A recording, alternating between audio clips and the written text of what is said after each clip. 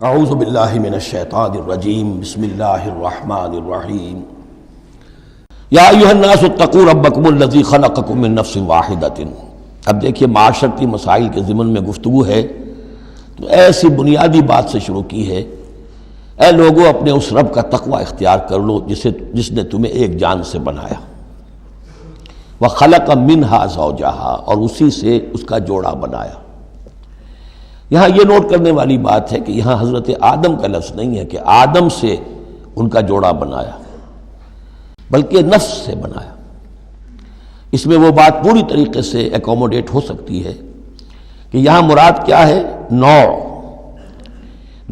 ایک ہے، جنسیں دو ہیں۔ بکرا بکری نوع ایک ہے، جنس دو ہیں، ایک ہی نوع سے، اسی نوع سے تمہارا جوڑا بنایا۔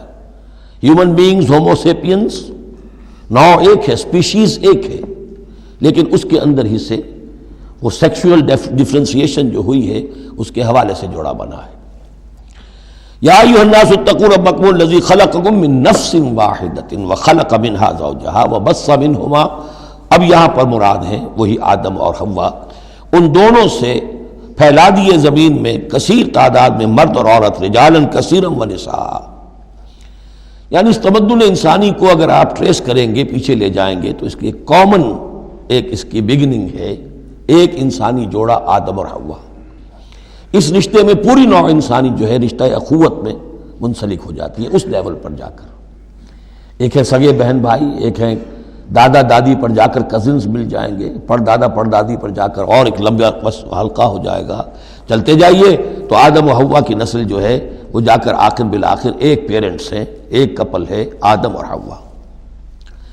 واتقوا اللہ الذی تساءلون بہ والارحام، اور اس دیکھیے ایک ہی آیت میں دوسری مرتبہ پھر تقوی کا حکم، اور تقوی اختیار کرو اس اللہ کا جس کا تم ایک دوسرے کو واسطہ دیتے ہو۔ آپ کو معلوم ہے کہ دنیا میں فقیر بھی مانگتا ہے تو اللہ کے نام پر مانگتا ہے، اللہ کے واسطے مانگتا ہے، اور اکثر و بیشتر معاملات جو تمدنی ہوتے ہیں، گھریلو جھگڑے ہوں، ان کو بھی جب نمٹانا ہوتا ہے تو آخر کار کہنا پڑتا ہے کہ اللہ کا نام مانو اور تم یہ بات چھوڑ دو، اپنی اس ضد سے باز آ جاؤ۔ تو جہاں آخری اپیل کرنی ہے اللہ کے حوالے سے تو اس کا تقوی اختیار کرو، تو یہ جھگڑے ہو گئی نہیں، اس کے احکام پر چلو۔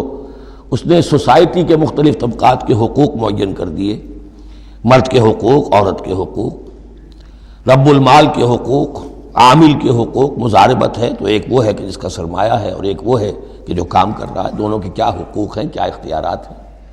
اگر ان کی پیروی کی جائے، ان کی پابندی کی جائے تو جھگڑا نہیں ہوگا۔ والارحام، اور رحمی رشتوں کا لحاظ رکھو۔ یہ وہ رحمی رشتہ ہے جیسا کہ میں نے بتایا، والدہ پر جا کر بہن بھائی ایک ہو گئے، دادی پر جا کر ایک اور بڑی تعداد میں ایک ہو گئے، یہ رحمی رشتے ہیں۔ لیکن انہی رحمی رشتوں کو پھیلاتے چلے جائیے تو کل بنی آدم، اور جتنی بھی بنات حوا ہیں وہ سب ایک ہی نسل سے، ایک ہی باپ اور ایک ہی ماں کی اولاد ہیں۔ ان اللہ کان علیکم رقیبا، یقیناً اللہ تعالیٰ تم پر نگران ہے۔ یہ تقوی کی روح ہے۔ اگر یہ خیال رہے کہ میں کسی کی نگاہ میں ہوں، کوئی مجھے دیکھ رہا ہے، میرا ہر عمل اس کی نگاہ میں ہے، چھپا ہوا نہیں ہے، چاہے میں نے سب دروازے بند کر دیے، کھڑکیاں بند کر دیں اور پردے لگا دیے، سب کچھ ہو گیا، لیکن ایک آنکھ سے میں نہیں چھپ سکتا۔ ان اللہ کان علیکم رقیبا، اگر یہ مستحضر رہے تو پھر تقوی ہوگا، پھر اللہ کے حکم کی پابندی کی جائے گی۔ اب دیکھیے یہ حکمت نبوت ہے صلی اللہ علیہ وسلم۔ اس آیت کو حضور نے خطبہ نکاح میں شامل کیا، کیونکہ نکاح کا موقع کیا ہوتا ہے کہ ایک مرد ایک عورت کے درمیان پھر وہی رشتہ ازدواج قائم ہو رہا ہے، آدم کا ایک بیٹا، حوا کی ایک بیٹی، پھر اسی رشتے میں منسلک ہو رہے ہیں جس میں کہ آدم اور حوا تھے۔ جس طرح ان سے نسل پھیلی ہے، اب ان سے آگے نسل بڑھے گی۔ لیکن یہ کہ اس پورے معاشرتی معاملے میں، خاندانی معاملات میں، عائلی معاملات میں، جیسے سورہ بقرہ میں ہم نے دیکھا کتنی مرتبہ واتقوا اللہ واتقوا اللہ واتقوا اللہ، تقوی نہیں ہوگا تو پھر خالی قانون جو ہے اس کے اندر وہ تاثیر نہیں ہوا کرتی۔ قانون کو تو تختہ مشق بھی بنایا جا سکتا ہے، ولا تتخذوا آیات اللہ ہزوا، اللہ کی آیات کا ٹھٹا ہی نہ بنا دو، کہ قانون کا تقاضا تو پورا ہو رہا ہے لیکن اس کی جو روح ہے وہ بالکل ختم ہو جاتی ہے۔ وآتوا الیتامی اموالہم، اور وہ جو دبے ہوئے طبقات ہیں ان میں سے یتیم ایک اہم طبقہ تھا، ان کے کوئی حقوق نہیں تھے، مال ان کے ہڑپ کر لیے جاتے تھے، کمزور تھے۔ وَآتُوا الْيَتَامَىٰ أَمْوَالَهُمْ وَلَا تَتَبَدَّلُوا الْخَبِيثَ بِالطَّيِّبِ، ان کا مال جو ہے اس میں سے اچھا مال لے لیا، برا ان کو اپنا برا مال ان میں شامل کر دیا۔ انہیں کیا پتہ چلا؟ اگر اول تو یہ کہ ہڑپ ہی کر گئے، نہیں تو بہت متقی ہوئے تو چلیے تعداد پوری کر دی، لیکن یہ کہ ان کا جو اچھا مال تھا اپنے طرف لے لیا اور ردی مال ادھر لگا دیا۔ وَلَا تَأْكُلُوا أَمْوَالَهُمْ إِلَىٰ أَمْوَالِكُمْ، اور ان کے مال اپنے مالوں میں شامل کر کے ہڑپ نہ کرو۔ إِنَّهُ كَانَ حُوبًا كَبِيرًا، یقیناً یہ بہت بڑا گناہ، بہت بڑے بوال کی بات ہے۔ وَإِنْ خِفْتُمْ أَلَّا تُقْسِطُوا فِي الْيَتَامَىٰ، اور اگر تمہیں اندیشہ ہو کہ تم یتیم بچیوں کے بارے میں انصاف نہیں کر سکو گے، یعنی یتیم ایک تو لڑکا ہوا، چلیے اس کی ایک زندگی ہے، ایک خاص حد کو پہنچنے کے بعد وہ ایک انڈیپینڈنٹ لائف اختیار کر لے گا۔